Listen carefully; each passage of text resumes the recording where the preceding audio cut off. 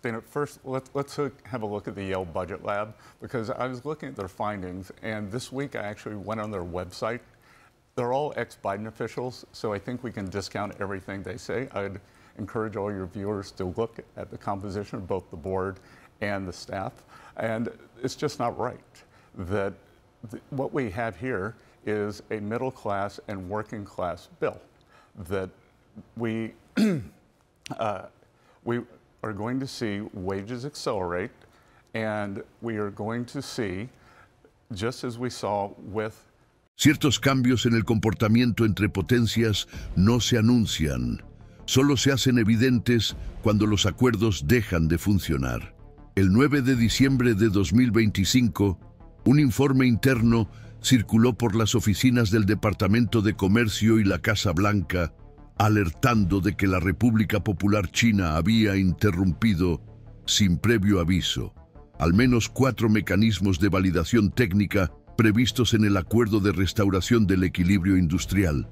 El tratado, firmado con gran repercusión pública en el segundo semestre, se había presentado como la prueba de que Washington y Pekín habían estabilizado finalmente sus relaciones comerciales, pero al suspender las certificaciones de embarque, retrasar las liberaciones aduaneras y no renovar las normas de conformidad para los insumos industriales estadounidenses, China no rompió formalmente el tratado, sino que simplemente dejó de ejecutarlo. No hubo ninguna nota oficial, ni declaración pública, solo la paralización práctica de los engranajes que sustentaban los flujos bilaterales estratégicos. El impacto del episodio no se limitó a lo que ocurrió entre bastidores administrativos. En menos de una semana, los proveedores de la cadena de semiconductores, los productores agrícolas y los fabricantes de equipos industriales informaron de cancelaciones repentinas, plazos indefinidos y pérdida de acceso a contratos anteriormente activos. El tratado seguía firmado, pero su funcionamiento ya estaba comprometido. Es en este tipo de gesto, la ausencia calculada de respuesta institucional, donde los analistas ven los contornos de una decisión estratégica. Pekín no abandonó formalmente el acuerdo. Prefirió dejar que se vaciara por dentro, mientras mantenía la apariencia de normalidad. Lo que parecía estabilidad, en la práctica, se volvía inoperante. Las pequeñas empresas de los estados agrícolas comenzaron a informar de la suspensión de pedidos. Las industrias básicas perdieron el acceso a certificaciones, que antes se renovaban automáticamente, y los departamentos de comercio exterior de Estados Unidos comenzaron a acumular dudas operativas, sin respuestas del otro lado de la mesa. La erosión fue técnica, pero deliberada. La interpretación más recurrente entre diplomáticos y expertos es que China respondió con aislamiento táctico a una serie de movimientos estadounidenses recientes, incluido el anuncio de reevaluaciones arancelarias y la reactivación de investigaciones sobre prácticas de mercado. Ninguno de ellos, por sí solo, violaba los términos del tratado, pero juntos fueron suficientes para provocar una retracción de Pekín. El efecto fue acumulativo y la reacción se produjo por la vía burocrática, no por la diplomática. Este tipo de realineamiento discreto ya se había producido en otros momentos de la relación entre Estados Unidos y China, pero no con tanta rapidez. En poco más de 3 meses desde la firma del tratado, los dispositivos que debían garantizar la previsibilidad estaban siendo desactivados en la práctica, sin que hubiera una sola declaración oficial. El resultado fue una especie de vaciamiento que genera incertidumbre sin ruptura formal. No se trata de un impasse declarado, sino de un desmantelamiento operativo que expone los límites reales de la cooperación basada únicamente en instrumentos políticos, sin garantías ejecutivas sólidas. La confianza técnica que sustentaba la retórica diplomática se fue perdiendo poco a poco, hasta que se volvió difícil de mantener. El tratado sigue vigente sobre el papel, pero su fuerza depende de engranajes que, poco a poco, dejaron de girar. Episodios como este revelan, con más claridad que cualquier declaración pública, cómo funcionan los mecanismos reales de poder en el comercio internacional.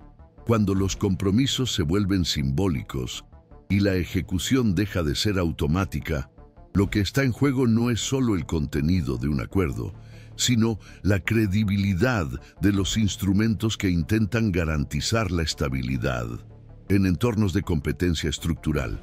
Es en este tipo de escenario donde el seguimiento analítico continuo se vuelve esencial para comprender lo que realmente está sucediendo entre las mayores potencias del sistema. Si este tipo de lectura le ayuda a comprender más allá de los titulares, vale la pena seguir nuestro contenido. En cada episodio, buscamos profundizar en lo que hay detrás de las decisiones que dan forma al equilibrio institucional global.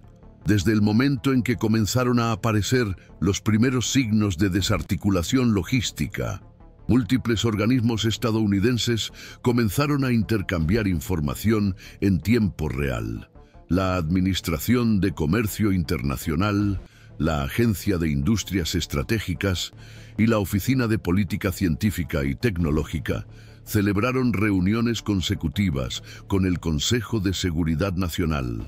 La ausencia de respuestas formales por parte de China hizo que el Departamento de Estado, tradicionalmente más lento en sus actuaciones comerciales, se viera obligado a recopilar registros diplomáticos y rastrear comunicaciones anteriores que pudieran justificar técnicamente la reciente postura de Pekín.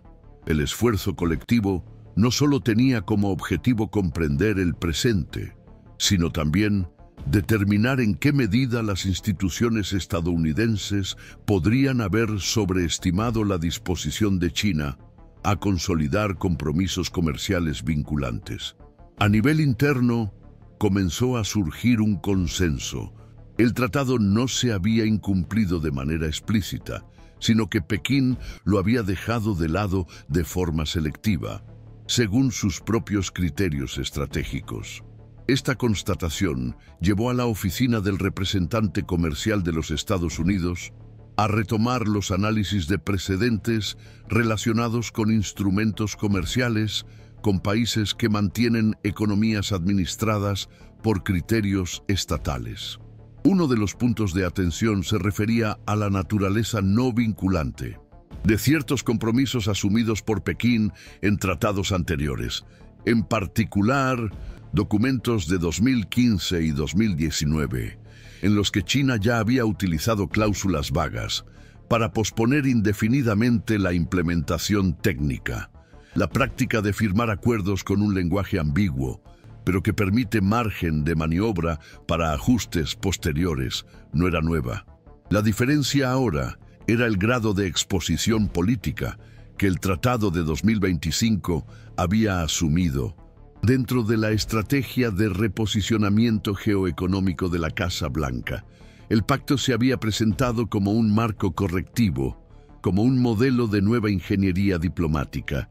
La deshidratación de sus cláusulas operativas no solo desafiaba su funcionalidad, reabría el debate sobre el grado de ilusión institucional, que aún persiste en el intento de llevar a cabo tratados comerciales con estructuras simétricas, en sistemas asimétricos. Es en este contexto que la Comisión de Revisión Económica y de Seguridad entre Estados Unidos y China pasó a integrar el debate con mayor intensidad. Creada originalmente para monitorear amenazas estratégicas en áreas como telecomunicaciones e inversiones extranjeras en infraestructura crítica, la Comisión ya había ampliado su ámbito de actuación desde principios de la década. Al observar el deterioro operativo del acuerdo, sus analistas alertaron sobre la posibilidad de que Pekín estuviera utilizando el tratado no como una herramienta de estabilidad, sino como un mecanismo de ganancia táctica temporal. Al obtener suspensiones arancelarias y concesiones regulatorias inmediatas de Estados Unidos, a cambio de compromisos vagos y difíciles de evaluar. China habría logrado objetivos a corto plazo, sin renunciar a su capacidad de reversión. En la práctica, mantenía intacto su control sobre cadenas como las tierras raras y los componentes industriales, al tiempo que limitaba los instrumentos de reacción estadounidenses. Este tipo de interpretación también comenzó a influir en el comportamiento de las agencias sectoriales. A finales de diciembre, la Comisión Federal de Comercio solicitó un mapeo de los impactos contractuales causados por la suspensión informal de las certificaciones de conformidad.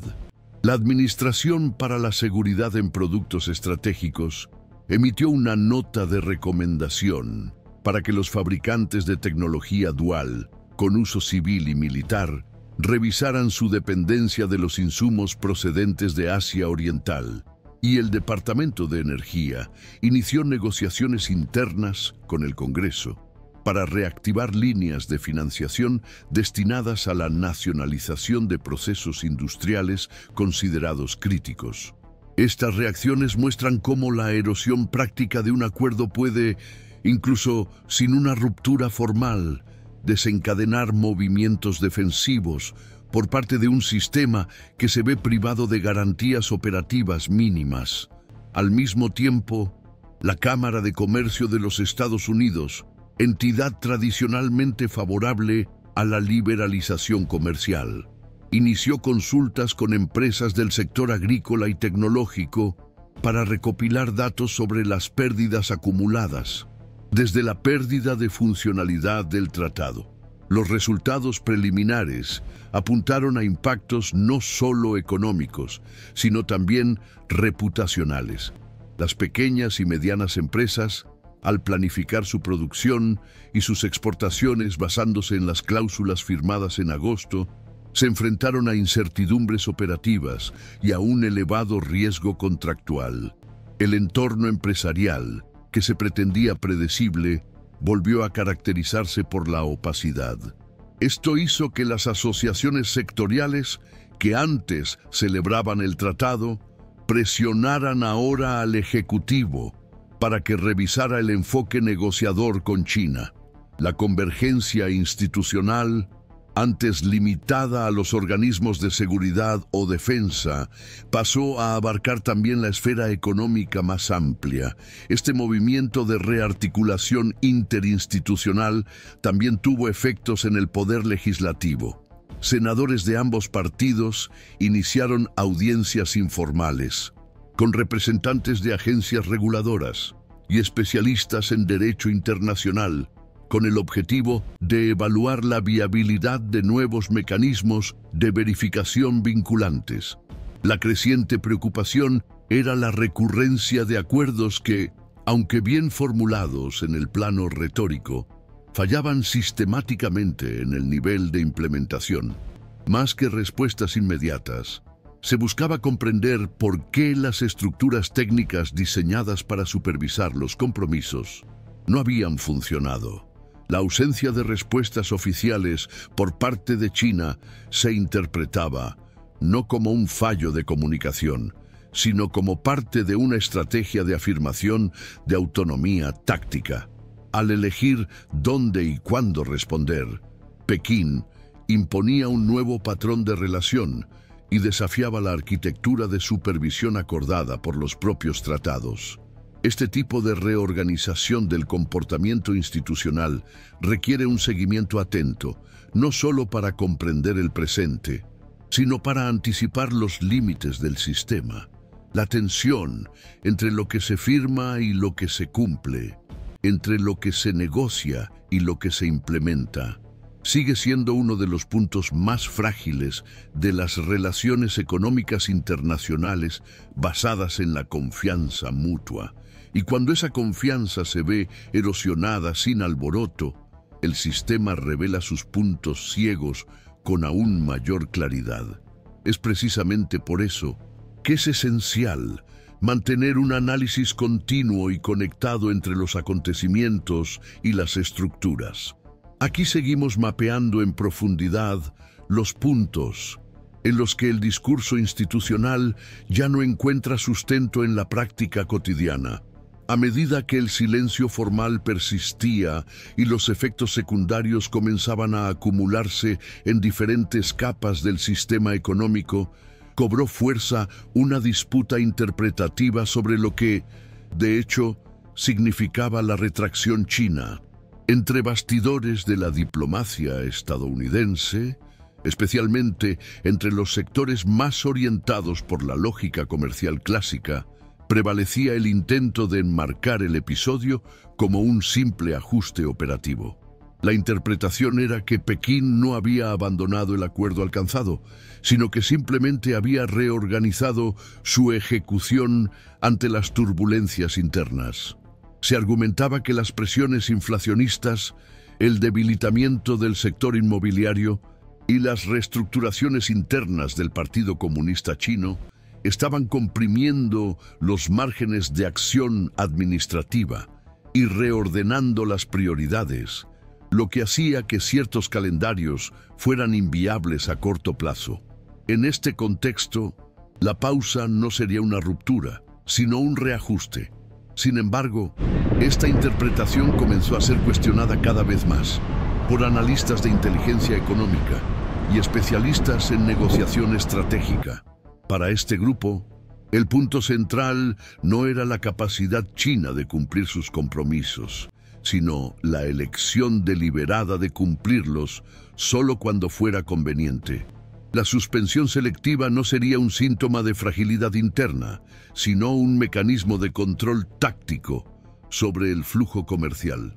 Según esta lógica, el acuerdo dejaría de representar una estructura continua de previsibilidad y pasaría a funcionar como una especie de instrumento flexible, capaz de activarse, reducirse o congelarse, según la necesidad de ampliar el margen de maniobra en una disputa mayor. El valor del compromiso, por lo tanto, no residiría en su estabilidad, sino en su utilidad momentánea. El debate se volvió aún más delicado cuando los juristas especializados en tratados internacionales comenzaron a discrepar sobre lo que podría considerarse responsabilidad jurídica ante el comportamiento chino. Parte de la doctrina sostenía que, en ausencia de cláusulas explícitas de implementación supervisada, la interrupción técnica de ciertas etapas operativas no caracterizaría un incumplimiento formal. El acuerdo podría quedar vacío en la práctica, pero aún así no habría base suficiente para activar con seguridad los mecanismos de disputa. Desde este punto de vista, la cuestión sería más política que jurídica. Habría frustración, desgaste e incertidumbre, pero no necesariamente un conflicto formalmente litigable. Otra corriente, por su parte, defendía que el problema no estaba en el texto, sino en la estructura invisible que sustenta cualquier tratado, el principio de buena fe. Para estos juristas, la funcionalidad del acuerdo dependería de elementos implícitos de continuidad y cooperación operativa. Cuando esta base se ve comprometida, argumentaban, el texto sigue en pie, pero su sustancia se disuelve. En este sentido, el daño no sería solo contractual, sino normativo. El debilitamiento de los estándares mínimos de confianza. El episodio revelaría una vulnerabilidad estructural del sistema internacional, en el que incluso los instrumentos bien diseñados se vuelven frágiles, en entornos asimétricos de poder, expectativa y racionalidad institucional. Esta divergencia de interpretaciones también contaminó rápidamente las decisiones del sector privado. Las grandes exportadoras y los conglomerados multinacionales comenzaron a revisar sus estrategias logísticas y planes a medio plazo, trasladando sus operaciones a regiones percibidas como menos sujetas a la volatilidad institucional. Las plataformas de agronegocios, las empresas de biotecnología y las cadenas industriales intensificaron las consultas con departamentos jurídicos y consultoras especializadas para recalibrar los contratos e introducir salvaguardias explícitas contra interrupciones abruptas del suministro. Poco a poco, la preocupación central dejó de ser el riesgo tradicional de represalias arancelarias y pasó a ser el riesgo de imprevisibilidad operativa. La ansiedad ya no se centraba en el coste de los aranceles, sino en el colapso repentino de rutas, calendarios y garantías sin previo aviso. Dentro del gobierno, este cambio de escenario obligó a abrir un debate más amplio e incómodo. ¿Hasta qué punto Estados Unidos debía seguir formulando políticas comerciales basadas en premisas de simetría y reciprocidad formal, cuando la otra parte opera con una lógica distinta de ejecución estratégica? La experiencia con el acuerdo de 2025 comenzó a reinterpretarse como parte de un patrón más amplio, identificado por observadores atentos en los últimos años. Las negociaciones anunciadas con gran repercusión pública a menudo resultan inestables en la fase de implementación, no por fallos técnicos en la construcción jurídica, sino por un desajuste entre lo que se entiende como compromiso y lo que se practica como compromiso. China, al mantener una postura oficialmente cooperativa, mientras practica la selectividad operativa, reforzaba la percepción de que los marcos tradicionales de fiabilidad contractual están perdiendo eficacia ante las prolongadas disputas por la influencia geoeconómica, y esto alimentó las tensiones internas en la propia estructura de formulación de la política exterior estadounidense. Las corrientes más pragmáticas comenzaron a defender mecanismos de seguimiento en tiempo real, con métricas públicas e instrumentos automáticos de corrección ante incumplimientos indirectos. Los sectores más cautelosos advertían que las medidas excesivamente intrusivas harían políticamente inviables los acuerdos futuros. Y un tercer grupo pasó a sostener que la respuesta más eficaz no sería ajustar el acuerdo, sino reducir la dependencia, fortalecer las cadenas productivas nacionales, reindustrializar sectores estratégicos y disminuir las vulnerabilidades estructurales que permiten que los retrocesos tácticos de la otra parte tengan un impacto sistémico. Sin embargo, ninguna de estas propuestas logró un consenso consolidado. Lo que se afirmó fue algo más profundo: la constatación de que la disputa entre Estados Unidos y China no es solo comercial, sino institucional. No se trata solo de aranceles o calendarios, sino de modelos completos de concepción sobre compromiso, ejecución y previsibilidad. Una parte opera con la expectativa de la continuidad contractual como norma. El otro opera con la ejecución selectiva como herramienta estratégica. Y esta divergencia, cuando se prolonga, no solo rompe acuerdos específicos, desgasta el propio terreno en el que se suele construir la confianza internacional. Ante esto, el sistema internacional parece encaminarse hacia una encrucijada: la confianza mutua, que en teoría sustenta el funcionamiento de las relaciones económicas multilaterales, sigue siendo erosionada por prácticas selectivas, silencios calculados y redefiniciones graduales del compromiso. La idea de que los tratados comerciales pueden ofrecer una estabilidad duradera, sin mecanismos sólidos de verificación y respuesta, comienza a ponerse a prueba, e incluso si no hay una ruptura formal, el efecto acumulado de estas sucesivas deshidrataciones crea un ambiente de incertidumbre estructural en el que cada ausencia de respuesta institucional se interpreta como una estrategia, no como una demora. Seguir los próximos acontecimientos exigirá prestar menos atención a los anuncios y más a las dinámicas subterráneas que moldean continuamente el equilibrio entre la promesa y la ejecución. Es en este terreno donde lo que no se dice pesa tanto como lo que se dice, donde seguirá desarrollándose la disputa entre Washington y Pekín. Y si valora este tipo de análisis, que no cierra el debate de forma simplista, sino que expone las zonas grises, donde realmente opera la política internacional, vale la pena seguir nuestro trabajo. Aquí prestamos atención no solo a lo que afirman los documentos, sino a lo que revela el funcionamiento de las instituciones, cuando los textos dejan de ser suficientes.